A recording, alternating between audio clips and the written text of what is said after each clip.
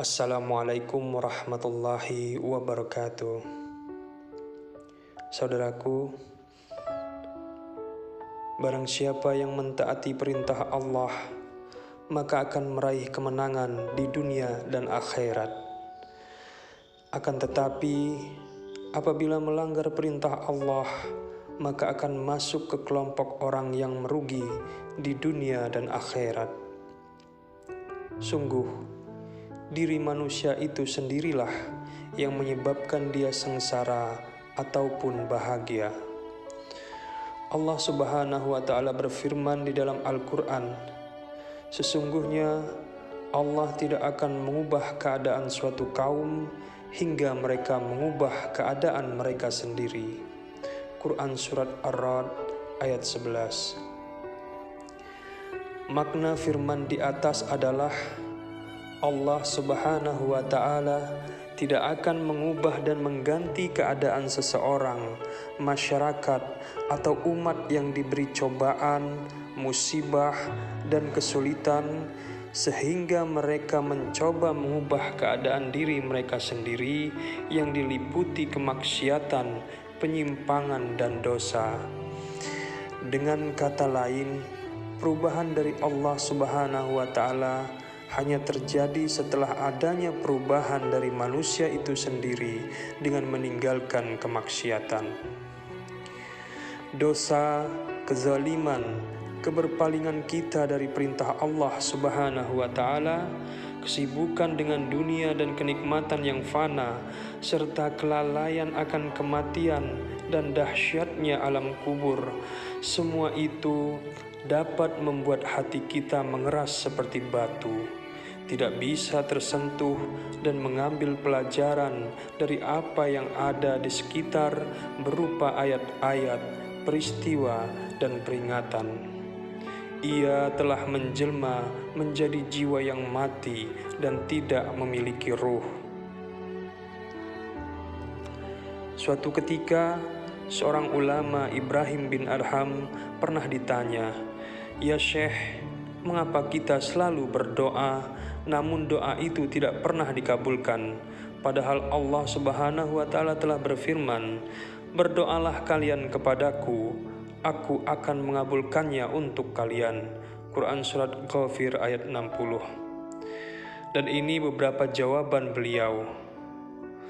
Kalian telah mengetahui hak Allah, tapi tidak menunaikannya.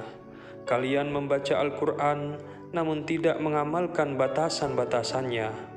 Kalian mengatakan mencintai Rasulullah SAW, namun kalian tidak mengamalkan sunnah beliau. Kalian mengatakan takut kematian, namun kalian tidak menyiapkan diri untuk itu.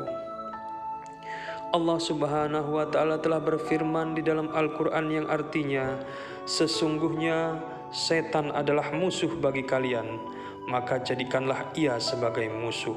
Quran Surat Fatir ayat 6. Namun kalian justru menyepakati setan itu untuk berbuat maksiat. Kalian mengatakan takut neraka, namun kalian justru memasukkan diri kalian sendiri ke dalamnya. Kalian mengatakan bahwa mencintai surga, namun kalian tidak bekerja untuk meraihnya. Dan jika kalian bangun dari pembaringan kalian, kalian melemparkan aib-aib kalian ke belakang punggung kalian untuk kemudian menunggangi aib-aib orang lain, sehingga kalian membuat Rob kalian murka. Hal-hal yang disebutkan di atas adalah perkara yang menyebabkan kematian hati dan penyebab yang mengantarkan seseorang ke dalam keterpurukan. Akibat jauhnya ia dari Islam dan tuntunannya serta dampak maksiat yang dilakukannya.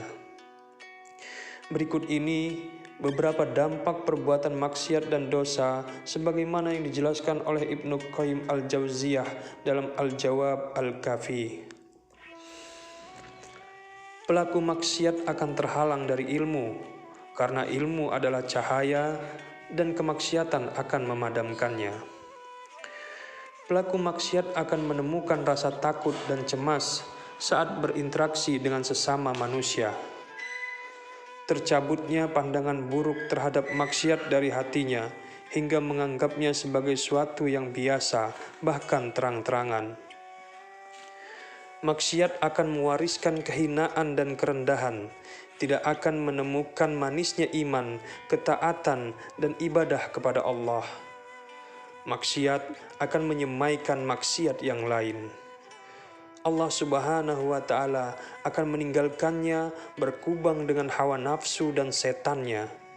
Ia pun terhalangi untuk bersahabat dengan malaikat serta mendapatkan doa mereka.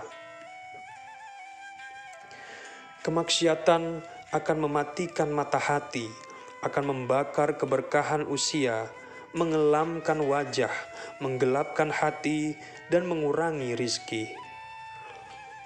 Betapa butuhnya kita untuk bertaubat dengan jujur dan didasari akidah yang bersih. Maka demi Allah, tidak ada keselamatan bagi kita kecuali dengan merasakan pengawasan Allah, baik dalam kesendirian maupun tidak. Tidak ada keselamatan bagi kita kecuali dengan kembali kepadanya, karena hanya Dialah yang memiliki rahmat yang sangat luas, menerima taubat hambanya, serta mengajak mereka untuk tidak berputus asa dari rahmatnya.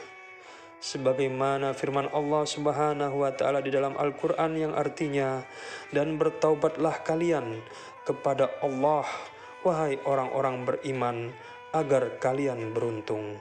Quran Surat An-Nur ayat 31. Wahai sekalian manusia, bertaubatlah kalian kepada Allah sebelum kematian menjemput kalian. Bersegeralah untuk melakukan amalan-amalan soleh sebelum kalian tersibukkan. Sambunglah hubungan antara kalian dengan Tuhan kalian dengan banyak mengingatnya, dan banyak bersedekah dalam kesendirian dan keramaian.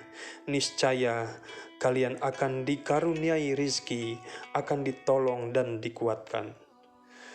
Semoga kita selalu tersadarkan dan merasa takut kepada Allah Subhanahu wa Ta'ala, agar hati kita tenang dan senantiasa merasakan manisnya iman, hingga kita dapat meraih kebahagiaan di dunia dan akhirat.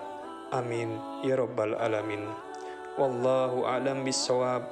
Wassalamualaikum warahmatullahi wabarakatuh.